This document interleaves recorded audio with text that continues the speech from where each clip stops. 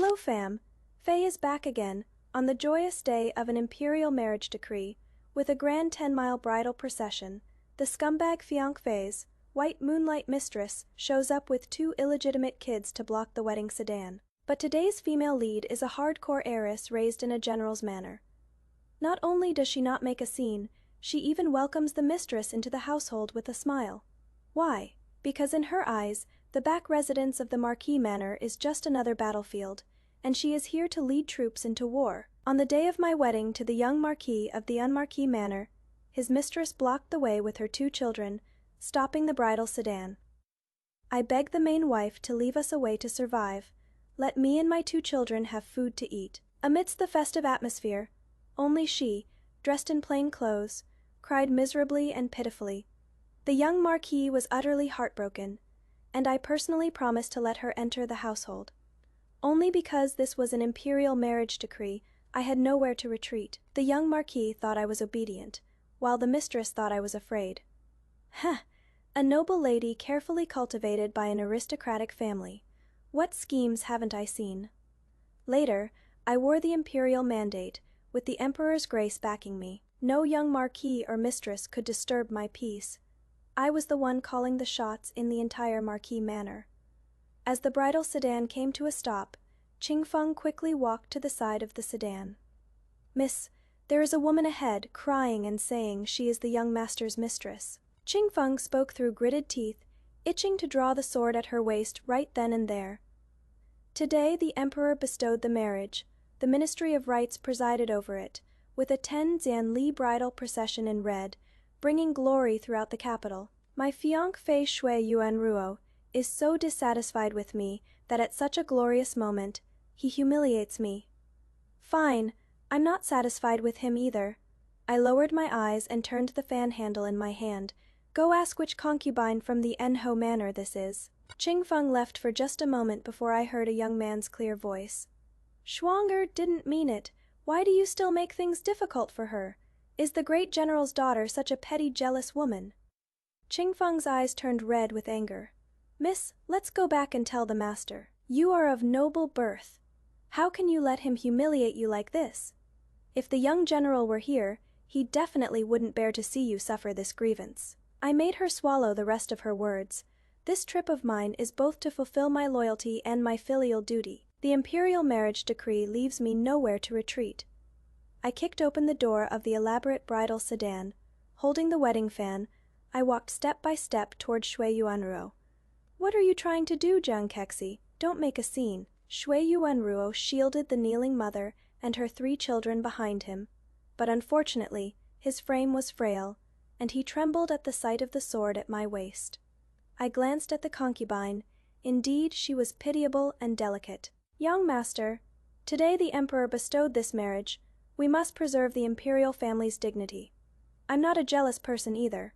Let this younger sister rest at the manor first, and once I've entered the household, we husband and wife can discuss it further. I softly advised him. Seeing that I wasn't furious, Shui Yuanruo relaxed considerably. He had merely been carried away, not truly foolish. Born in the Marquis Manor, he naturally understood the importance of the imperial family's dignity. With his resistance toward me gone, his guilt toward me naturally rose to the surface. After sending Schwanger away, Shui Yuanruo lowered his voice. Today's matter is the Marquis Manor's wrong against you. I smiled gently.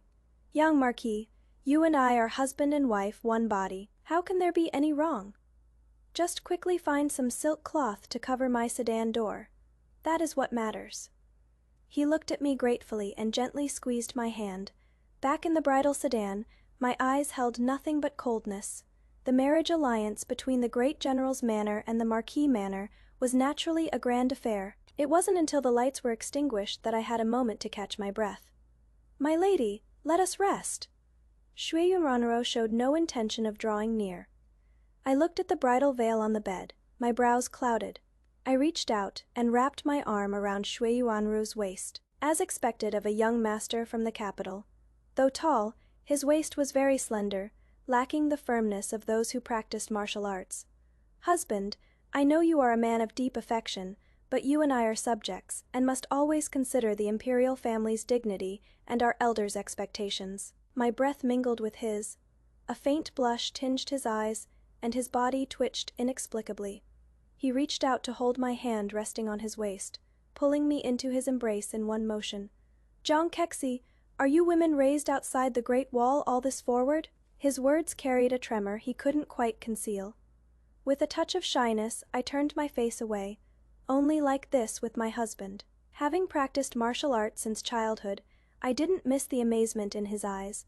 I raised my hand gently to help him undress. Without the concealment of candlelight, we could only gaze into each other's eyes, novelty and joy, both locked within the night. Just then, in the courtyard, a servant woman started shouting, "Miss Schwanger, you can't go in! I want to see my daddy! I want to see daddy!" The child's crying was loud and piercing. The interest in Shui Yuanruo's eyes instantly vanished as he threw on his clothes and rushed outside. I tugged at his hand and called to a maid nearby.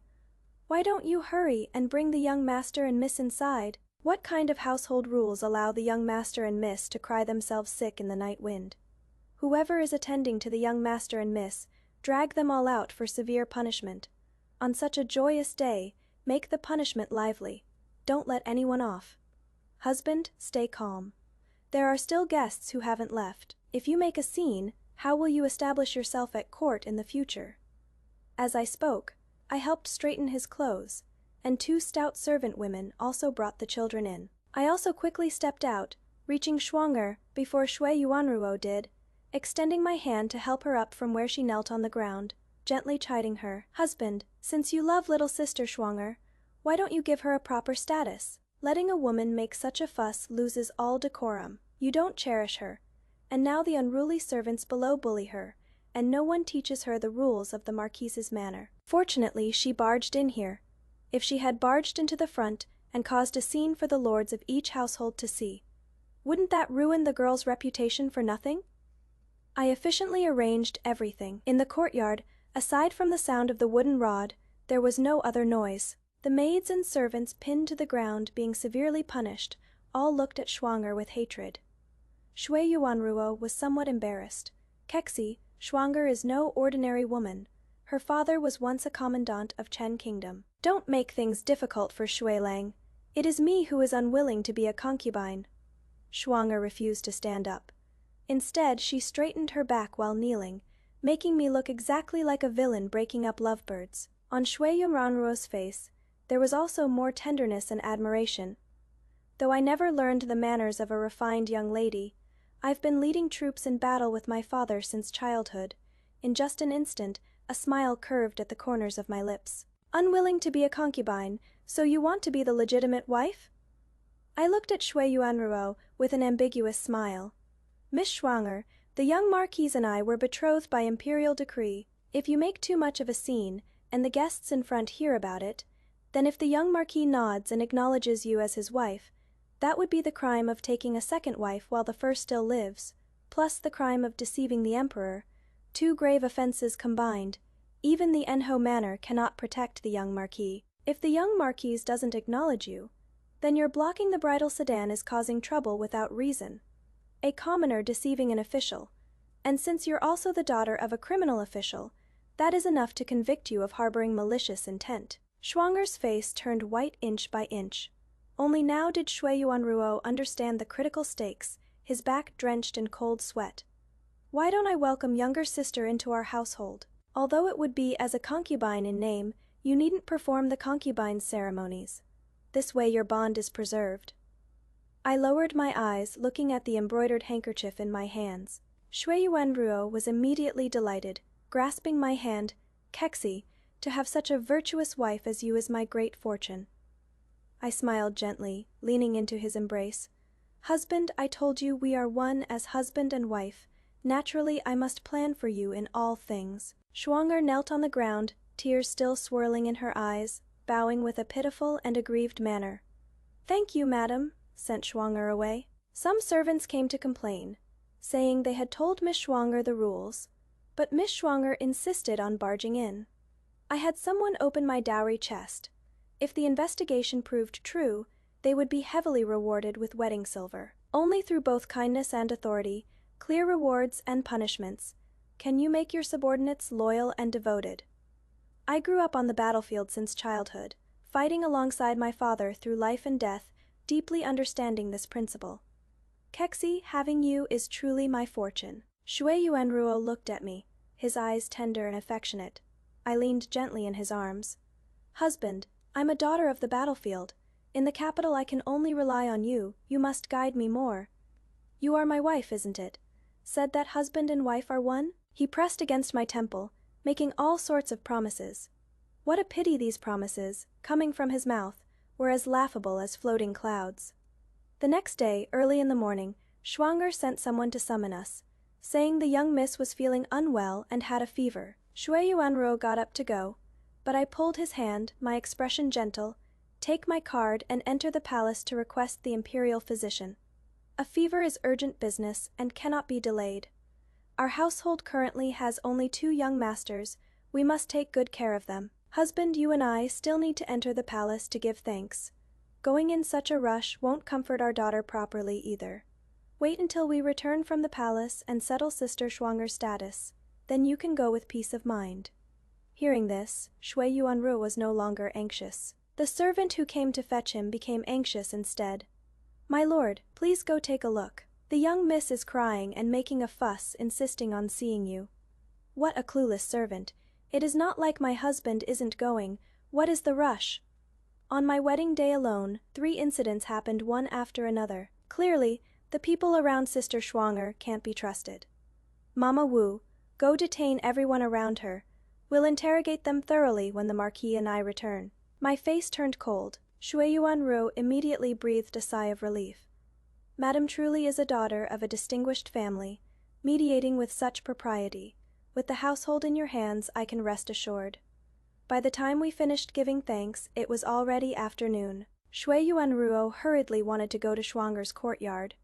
I held him back and discussed with him the matter of Schwanger's status. Yesterday's incident of blocking the wedding sedan caused too much commotion. It would be unfair to let sister bear such a tainted reputation. Just say she is a woman from the Jiaofeng Sai, that you kept her around in your youthful ignorance. She secretly bore a child, and only now are you bringing her back.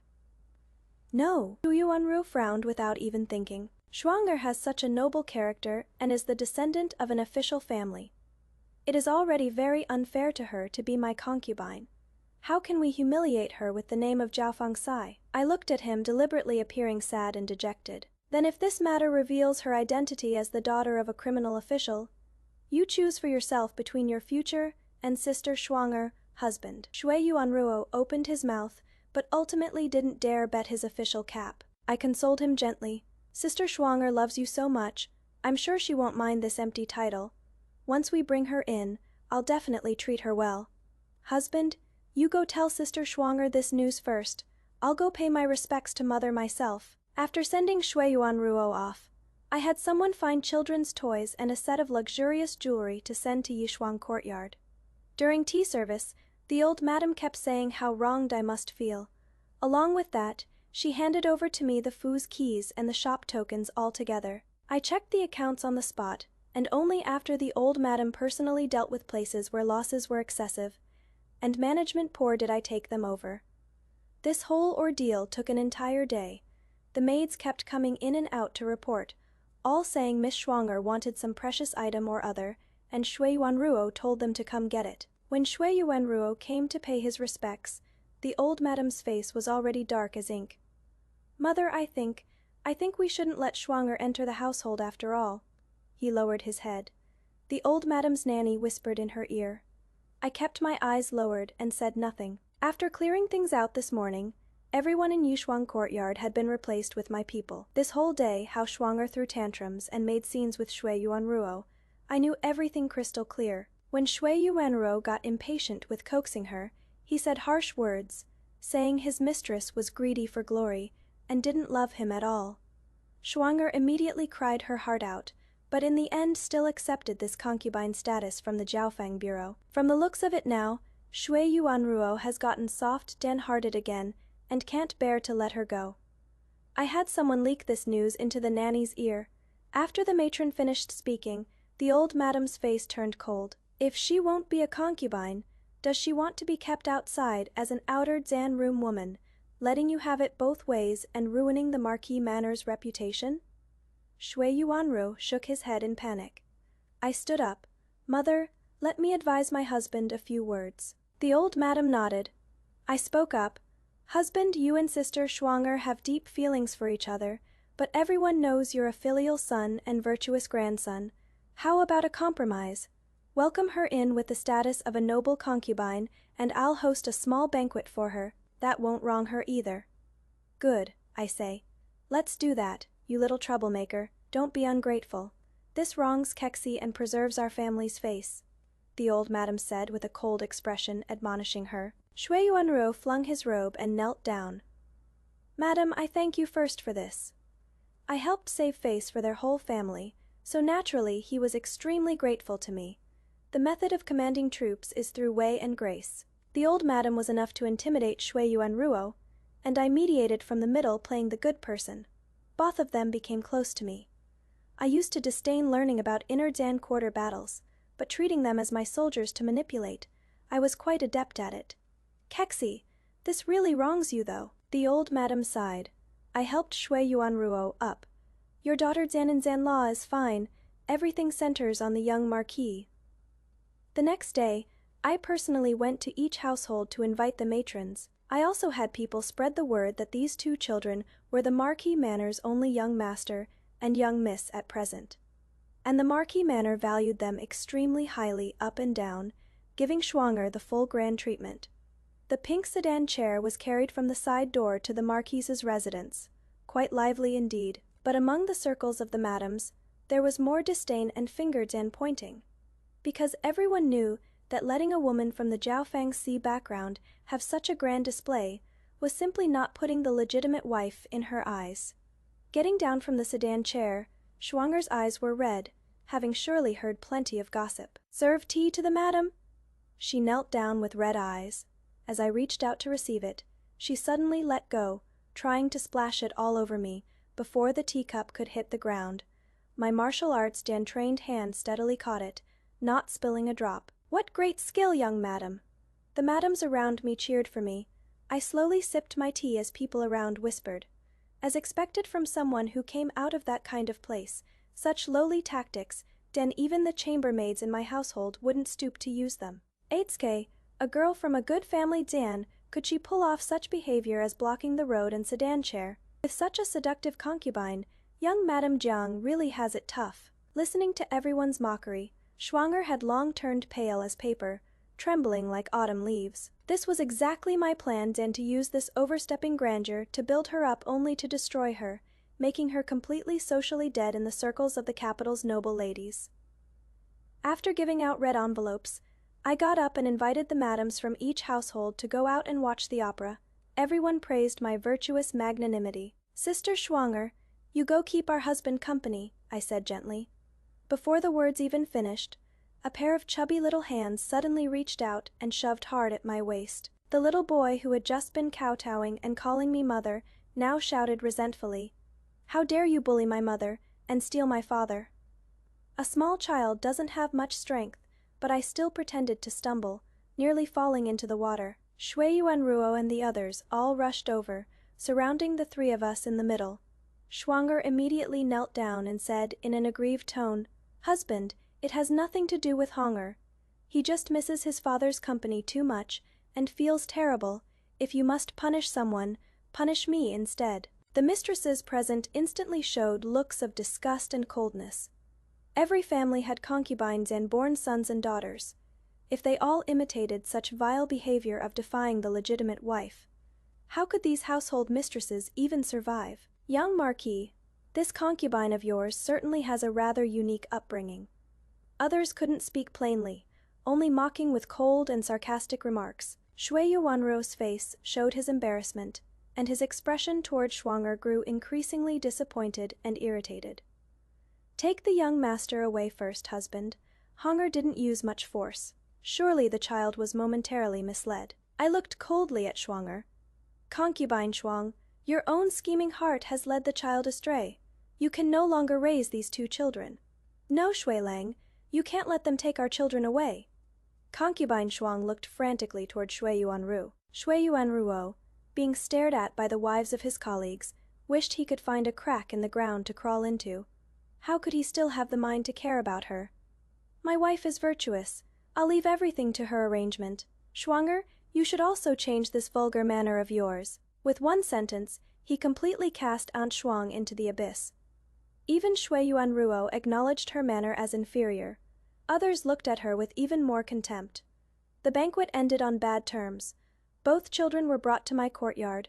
Brother Hong stayed in the east wing, and Sister Chow stayed in the west wing. When I returned, Brother Hong was crying inconsolably.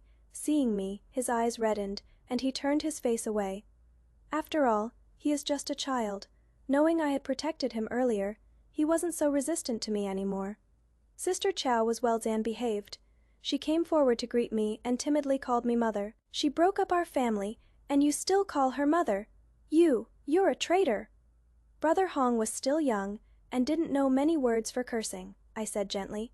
Before I married your father, I had no idea Aunt Shuang existed. It wasn't me who broke up your family. Now that you know, why don't you go tell father that you want a divorce? Brother Hong wiped away his tears. I looked at him quietly, my gaze piercing. After a long while, he sniffled and lowered his head, probably realizing how naive his words were. I asked, "What books have you been studying?" The two children blankly shook their heads, occasionally mentioning one or two books, which were either popular folk story books or idle poetry collections about sorrow and moonlight. I furrowed my brows. Men should have ambitions beyond home, taking classics and mathematics as the foundation for establishing themselves in the world. Daughters even more so need to read and understand principles. These idle books, flipping through them is fine, but how can you be so obsessed with studying them? I want to send you to a proper academy. Are you willing? Honger looked at me, his eyes full of confusion. But Chower responded repeatedly, her eyes lighting up. I also asked them what they liked to play with, what they liked to eat, and had people make 4 new sets of clothes for each season. Honger mumbled. Why are you being so good to us? I took the longevity gold locks that Qingfeng brought over, and gave them to the two. Now that you've entered through the main gate of this marquee manor, you are also my children, if I don't treat you well. Who should I treat well? But mother said that you stole father away, and you would mistreat us. That is what she told you. Before Honger finished speaking, Shui Yuanruo flung the curtain aside and walked in from outside. You frightened the children. I smoothly held the 2 children in my arms and had Qingfeng take them out to settle them down. Kexi, you've been wronged. Since you entered this household, I don't know how many times I've said this. I'm truly ashamed. Shui Yuanruo still had a scholar's spirit, his face full of shame. From now on, everything will be at your disposal. Now I see it clearly. You handle everything properly. With you managing the household, I can rest easy about all matters. I nestled in his arms, speaking in a soft and coquettish voice. Then, husband, grant me one thing. No matter how much Aunt Shuang begs, these 2 children must not be raised by her. And when the nanny teaches Aunt Shuang etiquette, you're not allowed to feel sorry for her either. She is a noble concubine who will accompany you to meet guests in the future. She can't keep losing face for the Marquise's estate. Good, how delightful. To have a wife like this, what more could a husband ask for? Shui Yuanruo stared at me affectionately. Husband. I shot him a coquettish glare, but inside I couldn't stop sneering coldly. What I want has never been his fleeting facade of false devotion. 7 days later, Aunt Shuang made a scene again. I hurriedly brought people to Yishuang courtyard. She was pointing at the 2 children, cursing them out. You're concubines and born children. Why are you fawning around those legitimate young masters? Don't blame heaven, don't blame earth, just blame your mother for being useless. I was once a young lady from an official's family too. You should have been legitimate sons of a proper household. To end up like this, I can only blame myself for being blind and misjudging someone. With the main wife suppressing us, you suffer humiliation alongside me for nothing. Aunt Shuang cried her heart out. The old woman suddenly lifted the door curtain. I put on a cold face. The boy and girl are still young. What nonsense are you spouting? The 2 children stood in the corner, huddled like quails, their clothes disheveled and bruises on their faces. I pulled them over and told people to hurry up and get the ointment and water. After asking carefully about what happened, it turned out they got into a conflict with someone at the academy and ended up fighting. Honger's eyes were red and rimmed with tears as he threw himself into my arms feeling wronged. Mother, please teach me the rules of the Marquis household. The academy is full of royal and noble families, and even if there are children from poor families, they're only there as study companions. They've learned the rules since childhood. Honger had been wild and free outside before, and stubbornly refused to learn the rules, so now he has suffered a big loss. I glanced at Xiaojie. Although she didn't say anything, she kept her head down, clearly understanding this principle as well. Aunt Shuang stopped crying and stared wide-eyed, looking at the two children like she'd gone mad. You're calling her mother? Aunt Shuang's voice trembled. Honger clenched his fists. The main wife is my legitimate mother, so I should call her mother. If you don't want to stay, then divorce father, and I'll go with you. Just the two of us, mother and son, living like we used to outside. These past few days at the academy weren't wasted. Honger now understands righteousness and propriety, and knows the hierarchy between legitimate and common Zan-born children.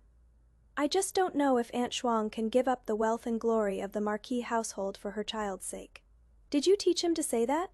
I've already humbled myself to be a concubine.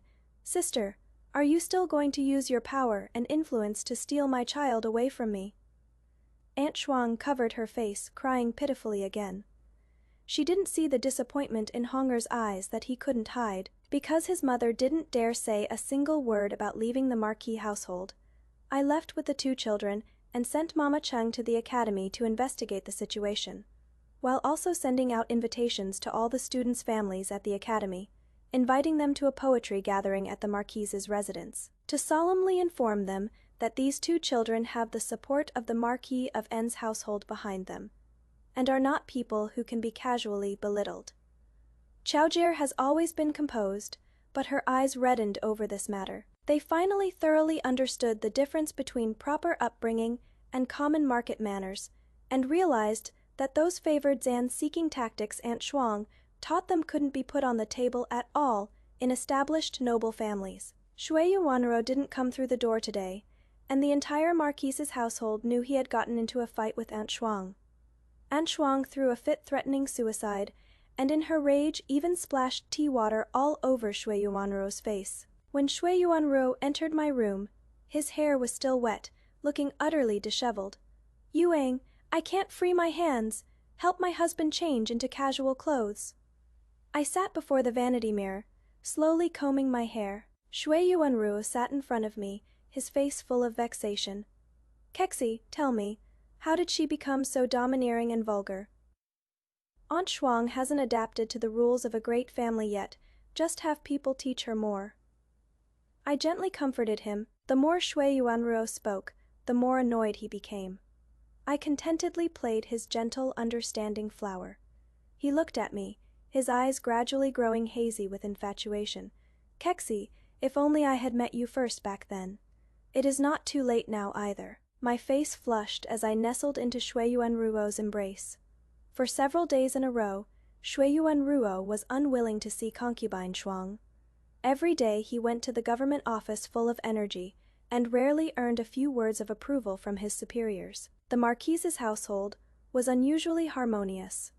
Only concubine Shuang panicked. Unable to see her Shui Lang, she thought to make a fuss with the two children to get attention. Madam, this is bad. Concubine Shuang has gone mad. She is beating and cursing the young master and young miss in the garden. The maid who had gone to meet the two children after school ran in, beads of sweat on the tip of her nose, her face full of anxiety. Had concubine Shuang really gone mad? I led people there in a hurry. On the garden path, it was complete chaos. Concubine Shuang held a bamboo cane used for pruning flowers in her hand, madly tearing at Xiaojie's clothes. Hongjie went crazy, pounding her with his fists, trying to protect his sister. The servants on both sides didn't dare use force to pull them apart, afraid of hurting the young master and miss. I picked up a few pebbles and accurately hit the joints of concubine Shuang's wrist. Taking advantage of her loosening her grip from the pain, I stepped forward and knocked her to the ground with a slap, snatching Xiaojie away. Mother! When Chao Jie saw it was me, she cried out, "Mother," and burst into aggrieved tears. She was usually the most quiet, but today she had been completely frightened by her birth mother's madness. "Hold her down for me now," I sternly shouted while protecting the two children.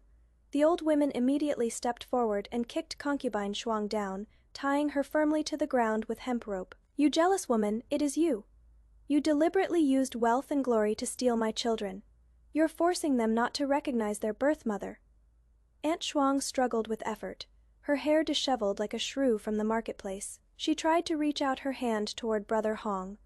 "Brother Hong, I'm your mother. Come quickly, come to mother." Brother Hong retreated a step in fear, hiding tightly behind me. She still wanted to call out to Sister Chow, but Sister Chow hugged my neck tightly, crying and shouting, "The mistress is my mother. You're just an aunt who hits people." The hope in Aunt Shuang's eyes extinguished bit by bit. I looked at her coldly. "Using harm to the children to gain the young Marquis's sympathy and attention. How could you even think of that? Aunt Shuang, let me give you a piece of advice. The young Marquis has proper business now. You'd better put some effort into dressing up nicely for the peach blossom banquet in a few days. If you still can't keep the young Marquis, I can't help you either." Hearing this, hope for winning favor ignited again in Aunt Shuang's eyes. She looked at the two children unwillingly, but the two children didn't even give her one more glance. At nightfall, Sister Chow was so frightened she insisted on sleeping with me. Only after watching her fall asleep did I quietly slip out. Shui Yuanruo returned with the morning dew. I heard about what happened in the garden. Shui Yuanruo said in a deep voice. I responded softly, "What does husband think? Do you also believe I drove a wedge between their mother and child relationship?" Shui Yuanruo let out a long sigh. "I was confused before. When Chao Jianjie was born, I personally watched over her myself. She was healthy and strong, not weak at all, but later, that woman deliberately dressed her in fewer clothes and let her stand in drafts, tormenting her until she fell sick every few days, just to lure me over to visit." He spoke euphemistically. On my wedding day, when Chao Jianjie had a high fever that wouldn't break, it was Aunt Shuang using the same old trick again, making the child blow in cold wind all night until she was frozen sick. Just now, when Chao Jianjie was hugging me and crying, Shui Yuanruo was actually standing in the outer room. He was too ashamed to come in, and I didn't expose him either. "By the way, my father Danin's-in-law is far away beyond the pass, so I cannot pay my respects in person. I've had someone write a letter and send gifts along with it. Kishi, I've heard that there is a young general at the border who was your childhood sweetheart." Shui Yuanruo asked probingly. My heart suddenly skipped a beat. "If the emperor hadn't granted our marriage, would you have married him instead?" There was actually a hint of jealousy in his words. I suppressed the turmoil in my heart, took the initiative to sit on his lap, and wrapped my arms around his neck. "Husband, you scholars all like to fantasize about these romantic things. The emperor's granted marriage is the bond we cultivated in our past lives. Kishi, you must observe wifely virtues. Your heart can only have room for me." He picked me up, staring at me obsessively. I smiled coquettishly on my face, but my heart felt like it was being cut by knives. That is right. If it weren't for that imperial decree, how could the person I was supposed to marry be this hypocrite in the deep mansion of the Marquis's household, in the blink of an eye, at the peach blossom banquet? Aunt Shuang wore a peached and white long dress, standing beneath the peach tree. She was more charming than the flowers, and sure enough, she captivated Shui Yuanruo's heart and soul once again. She became smug again, abandoning her previous indifferent persona. Today she wanted top Dan-grade bird's nest. Tomorrow she wanted precious shoe brocade. Each time she had the maids show off and flaunt it in front of me. Our aunt said that the young Marquise is at the prime age of vitality, spending every night at Yishuang courtyard. She is truly exhausted and can't bear it anymore, so she must trouble Madame to allocate more bird's nests to replenish her health. The little maid said smugly. I calmly put away the general's hunting portrait. I was examining. Understood, go collect it from the storehouse. Actually, Aunt Shuang didn't need to make a special trip to show off. Even if she didn't fight for him, I would find ways to send Shui Yuanruo over to her anyway. After noon, the old madam sent someone to summon me. I deliberately applied some powder on my face to make my complexion look pale. "Kexi, Is there some unresolved knot between you young couple? You're the lady of the house in charge. If you find any maid or concubine displeasing, just find a reason to dismiss them. Why bother getting upset and hurting your health over them? Ever since I entered the household, the old madam handed over the marquise's mansion to me, and had never interfered with my decisions. I furrowed my brows and coughed lightly twice. Mother, I don't know what has been wrong these past few days, but I've been feeling terribly uncomfortable. Aunt Shuang is also a proper concubine who was formally taken in, so I thought I'd let her attend to my husband more. Now her behavior is becoming more and more unruly. I was actually planning to report to you, Mother, and arrange for 2 more well-educated and reasonable concubines for my husband to suppress her arrogance. The old madam's eyes were full of disapproval. Kexi, as the main wife, although we don't care about those insignificant people, there is also no reason to actively push our man's heart away. Before the old madam finished speaking, I covered my lips with a handkerchief and couldn't help but dry heave. Mother, my stomach has really been churning uncomfortably these past few days. I stroked my chest, my complexion growing even paler. The old madam, being experienced, anxiously stood up at once. You child, why didn't you say something earlier if you weren't feeling well? Where's the household physician? Quickly go fetch him. I knew what was going on, so I wasn't anxious. Shortly after, the physician released his hand from taking my pulse, his face full of joy. Congratulations, old madam. The young madam's pulse is as scattered and rolling as pearls. The household is to be blessed with a new addition. The old madam was immediately overjoyed, and promptly ordered people to dig out the precious tonics from the bottom of her chests, having them sent to my quarters in a steady stream, all while chiding me for not taking better care of myself. I bashfully lowered my head. Mother, there is something I need to trouble you with. You absolutely must agree to it, and you absolutely mustn't spread it around. I lowered my voice and whispered a few words in the old lady's ear. The old lady smiled and gave me a reproachful look. You young folks always care so much about saving face. Fine, this old woman agrees, but let's be clear. I'll only manage the household for a few months. Once you've recovered, you must take it back immediately. I know Mother feels for me, since Auntie Shuang is restless. I've been selecting some girls with clean backgrounds these days. Mother, please help me look them over too, I said with a smile. News of my pregnancy quickly spread throughout the manor. Shui Yunru couldn't care less about Auntie Shuang and rushed back to the main courtyard to see me, his face beaming with joy. Such wonderful news! I'm going to be a father. He carefully protected me, overflowing with happiness. I held a book scroll and lightly tapped his shoulder. This isn't your first time being a father. Don't be so openly joyful. It'll hurt Honger and the others' feelings if they see. How can it be the same? This time I'm finally having a legitimate son, he blurted out. I lowered my eyes without responding. You see, no matter how much he claims to love Auntie Shuang, the chasm in his heart between legitimate and illegitimate runs deeper than anyone's husband. You should look at these first. All these official documents are urgently waiting for your attention. I pointed to the tall stack of official documents beside us. All the work he'd neglected while indulging with Auntie Shuang these days. Shui Yunru's face immediately wrinkled up, but being in front of me, the pregnant main wife, he had no choice but to reluctantly shuffle into the study. Once he entered the study, he could never come out again. In the study, I had already arranged for him a gentle and understanding flower, Sutong, adding fragrance with her red sleeves, grinding ink and laying out paper. Compared to that Shuanger, who only knew how to ask for gold and silver jewelry, she had layers upon layers more of elegant charm. After that, he rarely returned to the back courtyard. Even when he came back to the room to visit me, I would use my pregnancy discomfort as an excuse and considerately send him to sleep in the outer room or the study. Ever since I got pregnant, he had never been able to get close to me physically. Concubine Shuang had blocked his way at the study a few times, but unfortunately, though she was beautiful, she really had no ink in her belly. Her beauty was entirely traded for with her brain, and compared to that poetry Zan-versed Sutong, she appeared extremely vulgar and boring. What is more, she had originally caught Shui Yuanruo's eye with the persona of a refined and unworldly official family young lady. Now with this elegant comparison, Shui Yuanruo couldn't even be bothered to spare her an extra glance. I sat by the window, day after day looking at that painting, The General's Hunt. Qingfeng kept me company, looking at the painting and suddenly dropped big tears. "Miss, please stop looking. This servant's heart aches." Qingfeng suddenly knelt at my feet, sobbing uncontrollably. I had an extremely bad premonition.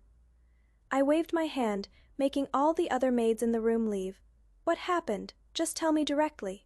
"Miss, the young general is gone." Qingfeng, with trembling hands, presented 2 letters. One was written by Shui Yuanruo to my father as a probe, and one was my father's grief, stricken reply to Shui Yuanruo. Shui Yuanruo had secretly asked my father about the matter between me and my childhood sweetheart Liu, and my father replied informing him that young General Liu, serving as the vanguard at the front, had encountered an enemy ambush and heroically died in battle. My heart felt as if it had been struck hard by a heavy hammer. I choked on a mouthful of stagnant blood, and my throat was filled with an intense sweet fishy taste. When did this happen? I could barely find my own voice. Qingfeng lowered her head further and further, tears streaming down like rain. "The 9th day of last month." The 9th day of last month.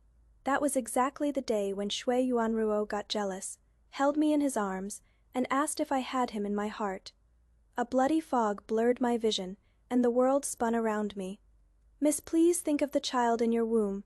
You must not be overly grieved." Qingfeng tightly grasped my iced and cold hand.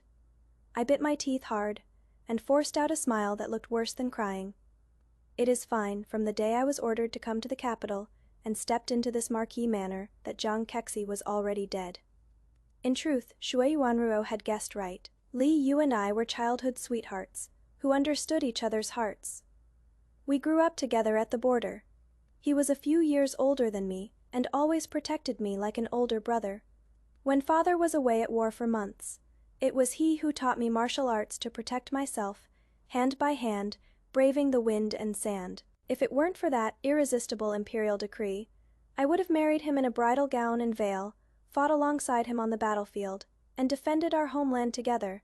When he retired, we would plant a cherry tree in our yard. When our hair turned white, set against the bright red cherries, it would be such a beautiful sight. But life is ultimately beyond our control. True love was betrayed and sent to the underworld, while false affection remains in the inner chambers. The general died on the battlefield, while the lady in her chamber wept until her heart broke. Wu Fei really can't hold back the tears at this point. Why torture our Kexi like this? The young general who stood tall at the front lines, taught her martial arts, and promised to plant cherry trees together is dead. Yet in this rotten mansion, she still has to deal with a hypocrite whose head is filled with nothing but romance and scheming over concubines. And that scumbag Shui Yuanruo is actually getting jealous. He doesn't deserve it. No wonder the female lead completely darkens. This isn't just petty jealousy in the inner chambers. This is the ultimate counterattack against an unjust fate. High energy warning ahead.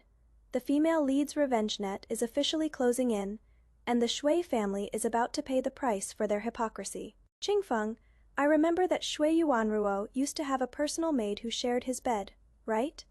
Don't let her leave the estate. Go find her for me. I have use for her. I forcefully suppressed the sweet fishy taste in my throat and slowly lowered my cold eyes. I promoted Huar, Shui Yuanruo's former bedmaid, to concubine. This maid had grown up by his side since childhood. But later, when concubine Shuang entered the household and couldn't tolerate her, Shui Yuanruo heartlessly sent her to the servants' quarters to curry favor with his new love. A bedmaid who had been used by the young master, but then abandoned, lived a life worse than a dog among the servants. The day I called her back and gave her a proper status, she kowtowed heavily before me. "Madam's grace in giving me a new life. This servant will repay your great kindness for the rest of my life, even in death." A woman who had suffered at the bottom knew better how to seize an opportunity. I reached out to help her up. "You may still have a place in Shui Yuanruo's heart, but don't forget how Shui Yuanruo treated you back then. Go, serve him well and keep a tight watch on him." She was extremely clever and perceptive. From that day on, Shui Yuanruo was surrounded so tightly there were no gaps. In the study, there was Su Tong keeping him company with her literary charms. Outside the study, the gentle and considerate concubine Hua followed him every step of the way. Shui Yuan Ruo already felt a thin guilt toward concubine Hua for his heartless betrayal. Now, seeing her so sensible, as long as she didn't overstep, he indulged her in everything. As for that domineering Aunt Shuang, forget about complaining to Shui Yuan Ruo. She couldn't even touch the hem of his robe. Over a month passed. In Yishuang courtyard, they were frantic with worry. Aunt Shuang even swallowed her pride and came to my main courtyard every day to pay respects and probe for information. After a few days, the originally noisy Yishuang courtyard suddenly fell silent. So quiet, it felt eerie.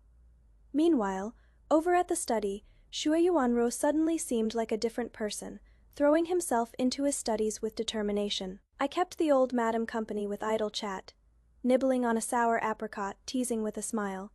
"Mother, look how motivated husband is now. In a few years, he might even earn you a first Dan rank imperial mandate. I heard he even kicked Su Tong out of the study. Who knows? Maybe he'll really go take the exam and come back as top scholar." The old madam smiled so wide she could barely contain herself, her eyes full of contentment. "You silly girl, always picking the nicest things to say to make me happy.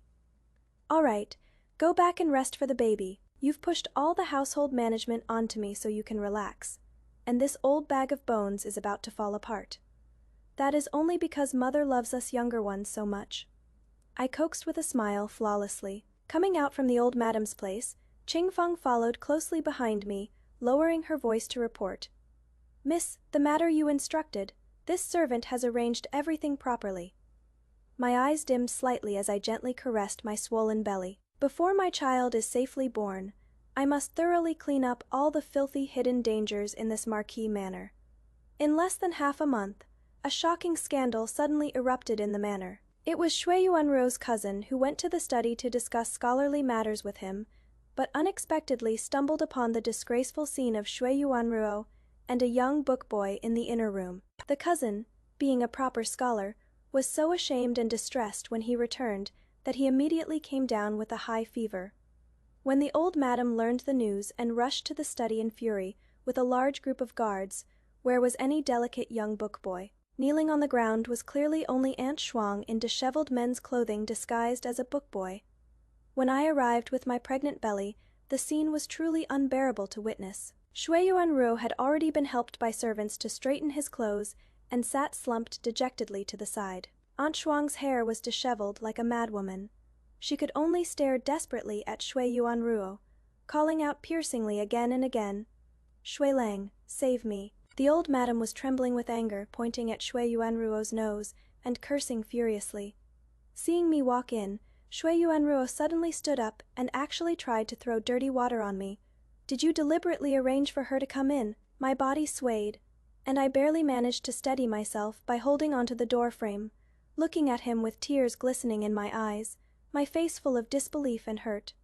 "You bastard! You can't control your lower half doing such shameless and dirty things, and you still have the nerve to blame my good daughter Jianin Zanla."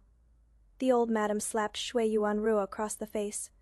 From the day Kexi handed over her pregnancy news, she surrendered all the household tokens. For the past half-year, this old woman has been personally managing all household affairs. Are you suspecting that your own mother is framing you? Back then, using morning sickness as an excuse, I told the old madam I wanted to temporarily set aside my housekeeping duties to focus on nurturing the pregnancy. The old madam simply thought I was a young person who cared about face and didn't want outsiders to think I was shirking duties, so she tacitly helped cover for me. Outsiders still believed I was in charge of the Marquis Manor. I had originally intended that giving up power would make it convenient to find an opportunity later to secretly deal with concubine Shuang. But I never expected this chess piece would end up being used today to clear myself of suspicion. Shui Yuanru was slapped until blood flowed from the corner of his mouth. He immediately deflated and didn't dare say another word. With tears in my eyes, I tremblingly walked into the room, scanning the chaotic mess with heartbreak. "Husband, how could you maliciously speculate about me like this? Su Tong, whom I specially selected for you, is the most well-done read, reasonable, and proper. Though she accompanied you as your scholarly companion, has she ever overstepped even once or indulged with you in daytime debauchery? Later, when you suddenly sent Su Tong away, I was overjoyed thinking you'd finally come to your senses and would focus on studying for the imperial exams. Never in my wildest dreams did I imagine you'd stoop to such a vile thing. Not to mention you actually did it in the study, a sacred place of learning. I appeared overcome with shame and anger, biting my pale lips as I turned to support the swaying old madam. Shui Yuanruo carefully recalled that whenever he had wandering thoughts during the day and wanted to do something inappropriate, Shu Tong would indeed painstakingly quote classics to persuade him to study, making him feel so ashamed that he couldn't bring himself to speak of it again. As it turned out, he himself couldn't resist Shuanger's deliberate seduction while she was disguised as a book boy. What misfortune for our family! A calamity, truly a calamity. The old madam flew into a thunderous rage and immediately ordered servants to bind up the immoral concubine Shuang and sell her out of the manor. As concubine Shuang was dragged away, she shrieked repeatedly that she had raised 2 children for the Marquis manor, that her late father had been an official, and that even if she'd made a mistake, the manor couldn't be so heartless as to sell her off. But having crossed the old madam's bottom line of protecting the family's reputation, who cared what her former status was? She then raved madly about wanting to see her 2 children, but I had already sent both children to a strictly managed academy under the pretense of studying for exams, and they wouldn't return to the manor for at least 10 days to half a month. I coldly gave Shui Yuanruo the cold shoulder for several days, and no one in the entire manor dared to approach him and risk his foul mood. On the day of childbirth, I had written a letter in advance and called my brothers from my maternal family's general mansion to bring soldiers and armor to stand guard. The old madam and my younger brother anxiously watched over me outside the delivery room all night. I was lucky then both mother and child were safe, and I gave birth to a big fat baby boy in one go. Shui Yuanruo now seemed to have just recovered from the shadow of the scandal. He ran over holding his legitimate son, extraordinarily delighted, as if those absurd affairs had never happened. Watching him swagger back and forth by the bedside with that hypocritical face, I felt extremely disgusted inside. Taking advantage of my maternal family's brothers with their strong troops and horses still at the mansion to intimidate, I should also make the final move of this chess game. Madam, from now on, I will definitely turn over a new leaf and never again act recklessly. Let's raise our legitimate son together and spend our lives together. All right? Shui Yuanruo leaned close to me. The novelty he felt for Aunt Shuang in his eyes had already been worn away. Looking at my face that had become even more gentle due to childbirth, a greedy longing for me rekindled in his eyes. Not all right, I responded coldly in my heart, but a weak, shallow smile floated onto my face. If my husband can recognize his mistakes and improve, naturally, it is a blessing for the Marquis mansion. It is just that Aunt Shuang suffered one wrong step, and she was actually sold to such a place where there is no light of day. You have definite news about Shuanger, Shui Yuanruo suddenly propped himself halfway up, a trace of curiosity and hidden excitement flashing in his eyes. I nodded with a smile, seemingly casually whispering a secret address in his ear. A glimmer flashed in Shui Yuanruo's eyes, concealing an excited curiosity.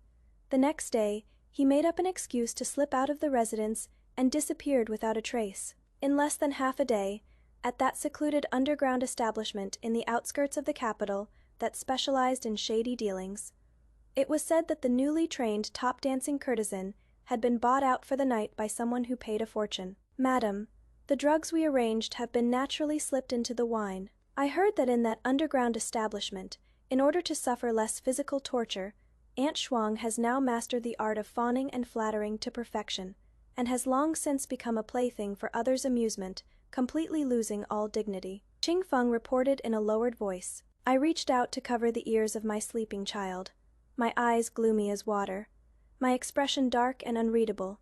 The whips and torment she is enduring in that establishment are the retribution she deserves.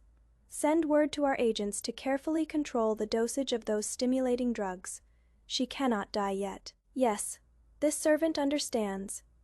Qingfeng walked away following orders, but halfway through, she stopped and turned back, her eyes slightly red. Miss, the great revenge will soon be avenged. Please don't be sad. If the young general spirit in heaven sees how you're suffering now with every calculated step, he would surely feel heartbroken for you. A trace of unfathomable misery flashed through my eyes as I waved my hand, dismissing her. That Jiang Kexi, who galloped on horseback across the grasslands with a bright, pure smile, had long been buried in the wind and sand of the border, along with Eliu's death in battle. For the rest of my life now, I only want to raise my child well, teach him to stand tall and upright, and make absolutely sure he doesn't become like that beast in human skin of a father. A hypocrite lacking humanity and righteousness, indulging in carnal pleasures. Looking at the child sleeping soundly with closed eyes in my arms, I gently patted the swaddling clothes. I could have used the power of the general's manner from the moment I stepped through the door to forcefully deal with concubine Shuang, then used my authority as the legitimate wife to compel Shui Yuan Ruo onto the right path. But the moment I learned of Li, used death in battle, and decided to keep concubine Hua as a chess piece, I had no intention of letting this marquis manor meet a good end. It was I who secretly instructed concubine Hua to keep a tight watch on Shui Yuan Ruo, causing concubine Shuang to gradually become anxious and lose control. It was also I who quietly sent someone to guide the desperate concubine Shuang, tempting her to disguise herself as a book boy and seduce Shui Yuan Ruo in the study. Only Shui Yuan Ruo's unlucky cousin was an innocent bystander who happened to stumble upon the scandal. I had originally planned to have someone inadvertently leak the news so the old madam would personally go catch them in the act. I didn't expect a reckless young scholar to barge in instead, which actually saved me quite a bit of pretense. When the old madam flew into a rage and ordered Auntie Shuang to be sold off, it was I who had arranged a secret contact in advance to take her over, selling her without anyone's knowledge into that underground pleasure house that devours people without leaving a trace. Now, I'm playing hard to get again, luring Shui Yuan Ruo, whose curiosity has been piqued, to go to the pleasure house for a secret rendezvous with Auntie Shuang, who has been reduced to a dancing girl. I'm sure the results of my long and carefully laid plans will arrive very soon. I leaned against the soft bed, gently humming the frontier tune that Liu once sang to me by the bonfire, quietly waiting for this game of chess to reap its final victory. The next morning at dawn, the thugs from the pleasure house used a broken door plank to carry the unconscious Shui Yuanru, avoiding prying eyes, and quietly knocked on the back door of the Enho manor. "Old madam, you can't blame us for this. We at least forced strong medicine down him to save the young marquise's life. It was that fucking bitch of a dancing girl who, trying to win favor, fed the marquise an overdose of aphrodisiac, causing his blood and chi to surge in reverse and attacking his heart with D-fire.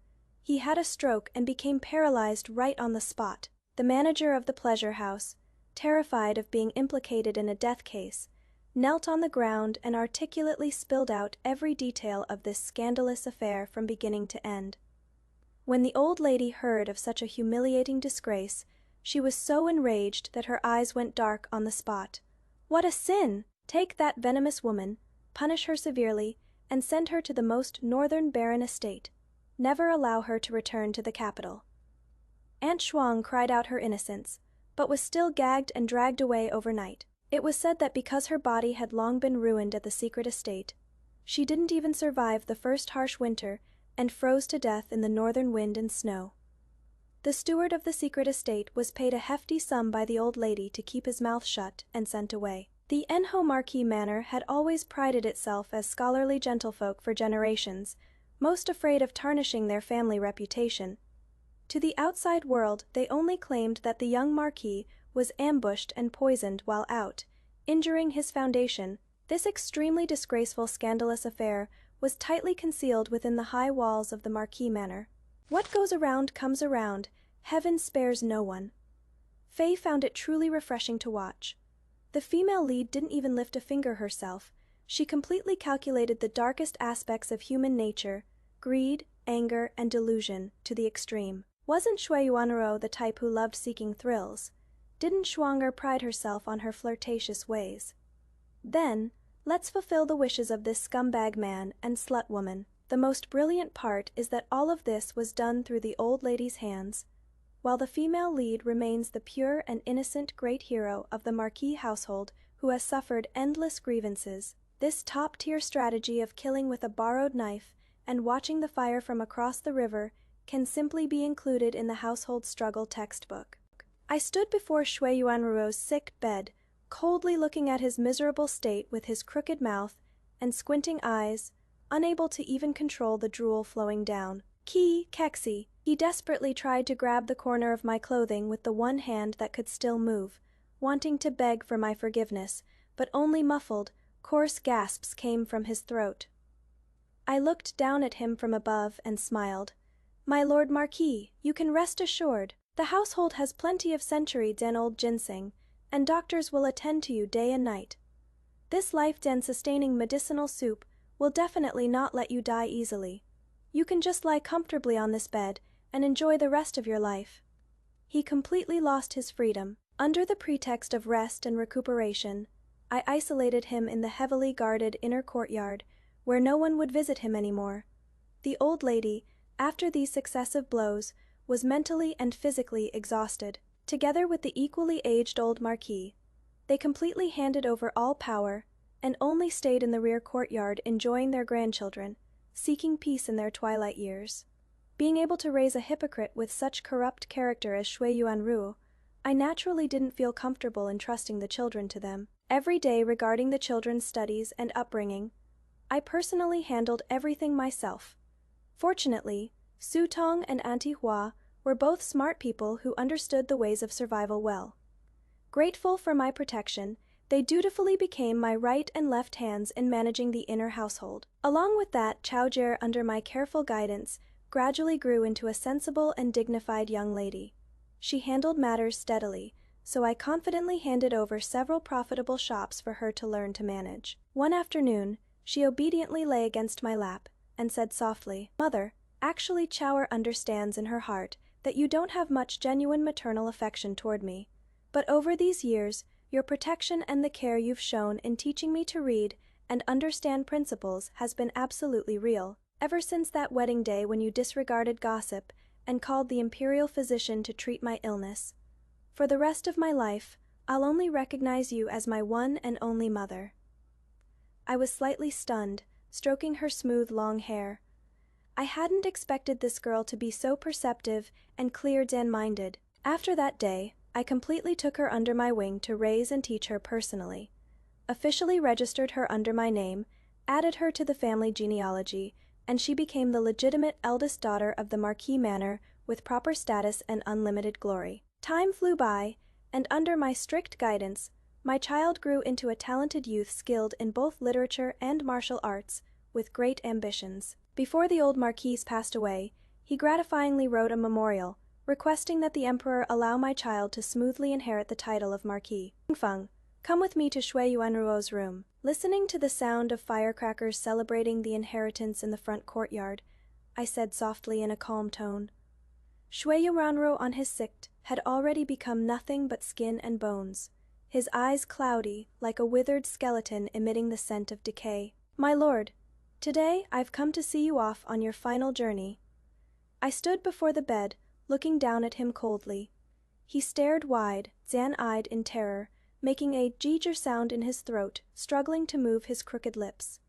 I could see clearly that he wanted to ask me why. "My lord, these past few years it took quite a bit of premium medicinal herbs to keep your wretched breath going. Now that my child has inherited the title, your broken body is blocking the path to my child's great ambitions." I stepped forward, and right in front of him, picked up the bowl of life and sustaining medicine he drank daily, slightly tilted my wrist, and slowly poured that brown medicinal liquid into the charcoal brazier beneath the bed, letting out white smoke with a hissing sound. He struggled desperately, his eyes full of fear of death, but I didn't even spare him another glance. I turned around and pushed open that carved wooden door that had been shut tight for years, letting the blinding, brilliant sunlight from outside shine unreservedly into this room filled with the stench of death. Behind me came a burst of violent convulsions and gasping, then complete deathly silence. "Go inform those outside. Just say the old Marquis died of illness, and Shui Yuanruo, overcome with grief and wasted away from sorrow, followed the old Marquis in death." Bathed in sunlight, I gave the order in an indifferent tone. "Now, there are no more stains in this world that can affect my son's future. With this reputation for filial piety spread abroad, my son's path in the imperial court will only reach higher and go further. With this story, Faye felt exhilarated from beginning to end, then cried all the way back to the start. Because when you think this is just a satisfying story of a max level boss crushing a scumbag, when you go back and savor it carefully, you'll discover that hidden behind each meticulously calculated step is the blood and tears of a girl being crushed alive by fate, then piecing herself back together, fragment by fragment. This feeling is very complex. After the satisfaction, there is a tightness in your chest, but you also feel immense admiration. Let me first talk about the detail that broke my heart the most. Kexi looked at that painting, the general's hunting scene every day, and when Qingfeng cried beside her, she just said coldly, "It is nothing. From the day I went to the capital, I considered myself dead." Sisters, can you feel the weight of those words? She didn't say, "I hate Shui Yuanruo," didn't say, "I want revenge," but rather, "I've already killed myself once." That Zhang Kexi, who rode horses galloping across the frontier and made a pact with Liu to plant cherry trees together in their old age. She personally buried herself the moment she stepped into that bridal sedan. From then on, what stood in the marquise's manner was a general wrapped in a gentle facade, a lone warrior who carved out a bloody path through the inner chambers using the brutal tactics of commanding troops in battle. This makes Faye think of the situation many girls face in our reality. Of course, we won't encounter feudal dregs like imperial arranged marriages, but haven't we had moments when we were pushed forward by have to fate? Having to accept a soul-draining job, having to weigh pros and cons in a dead-end relationship, having to make painful choices between family expectations and personal desires. That tearing feeling of bleeding inside while still wearing a proper smile on your face. I believe many people understand it. What Kexi did was simply to strike back in the most extreme way against the grievances and unwillingness that every ordinary person among us might experience. But what impressed Faye the most was that Kexi never gave up and resigned herself to fate in the face of adversity. Nor was her rationality consumed by mindless hatred. Every step she took had a clear direction: win over the old lady to hand over power, win over the two children to cut off the scumbag's escape routes, destroy Schwanger with excessive praise while sidelining her, and finally guide Shui Yuanruo to his own destruction. She wasn't going crazy. She was playing chess, and it was the kind of life or death game where once a piece is placed, there is no going back, advancing steadily with each move. She was more clear-headed than anyone else in the marquise's mansion. Clear-headed enough to know that Shui Yuanruo's fickleness and callousness couldn't be relied on, clear-headed enough to know that Schwanger's common street mannerisms would never amount to anything, and even more clear-headed to know that in this man-eating mansion, power and her own children were the only things worth protecting by any means necessary. Let me talk about another side story that really touched me: Kexi's relationship with the two children born to concubines. When Brother Hong first pushed her and cursed at her, she didn't get angry. Instead, she patiently asked them what books they'd been reading and pointed out the flaws in their education. She got them into a proper academy, hired famous doctors for them, hosted poetry gatherings to back them up, and even registered Chao Jie under her own name. Some people might say this was just her scheming to win people over, but Faye doesn't think that is all it was.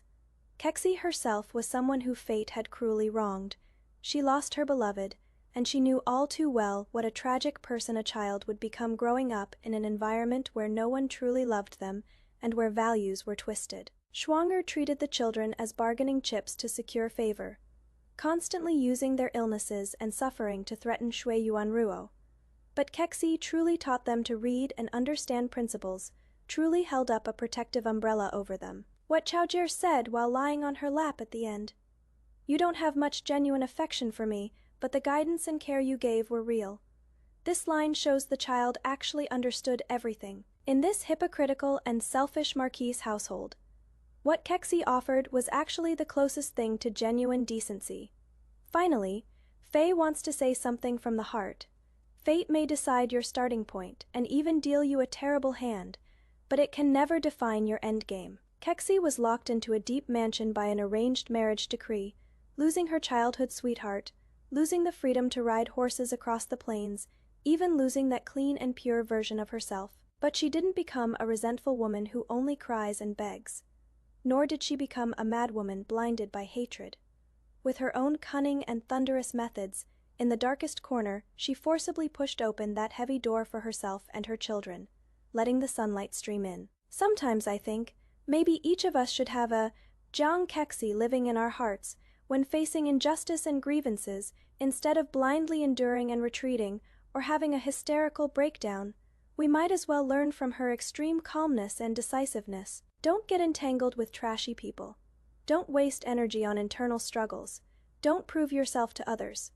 Use your limited energy entirely where it matters most. Make every step steady. Manage yourself to be invincible to all harm. You'll eventually discover that those who once tried to trample you underfoot and trap you will all end up as insignificant and well-deserved cannon fodder in the grand script of your life. And the vast life that truly belongs to you still has a very long, long road ahead and very bright, bright light. Alright, that is it for today's hardcore female lead story sharing. If this story touched you too, or made you feel extremely, extremely decompressed and comfortable, feel free to chat with Faye in the comments about your thoughts. After watching, if you've also gritted your teeth and made it through some have-to-darkest moment, I want to hug you through the screen and tell you, you are really amazing. Remember to like and subscribe. See you in the next story.